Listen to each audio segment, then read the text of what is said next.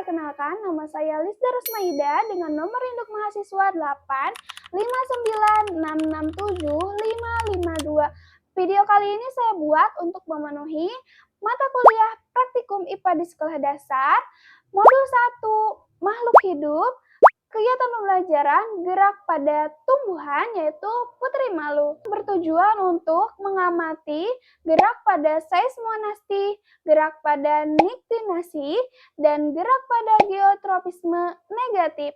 Dan alat yang digunakan itu ada pensil, ada penggaris, ada tabel, lembar tabel, lalu ada papan. Nah, lanjut.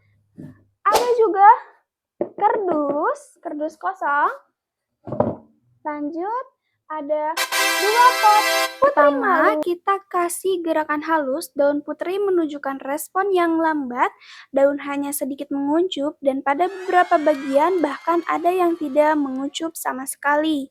Dan yang kedua itu gerakan sedang, daun menguncup lebih cepat dibandingkan gerak halus, sebagian besar daun menguncup dengan jelas. Yang ketiga ada gerakan kasar, daun Putri Malu langsung menguncup dengan cepat, respon yang ditunjukkan sangat jelas, dan hampir seluruh daun menutup secara sempurna dalam waktu singkat. Berikut merupakan gerak seismonasti yang merupakan gerak pada tumbuhan yang terjadi adanya rangsangan berupa sentuhan.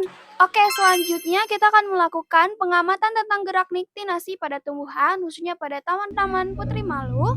Tujuan dari pengamatan ini adalah untuk mengetahui pengaruh cahaya terhadap gerak daun Putri Malu. Pada percobaan ini kami menggunakan 2 pot Putri Malu. Pot A diletakkan di tempat terbuka dan terkena cahaya, sedangkan pot B ditutup menggunakan kardus sehingga tidak mendapatkan cahaya atau dalam kondisi gelap. Pengamatan dilakukan selama 30 menit. Hasil pengamatan menunjukkan bahwa pot A, daun Putri Malu sempat menguncup dalam waktu singkat. Hal ini kemungkinan disebabkan oleh rangsangan lingkungan seperti sentuhan ringan atau perubahan kondisi di sekitar.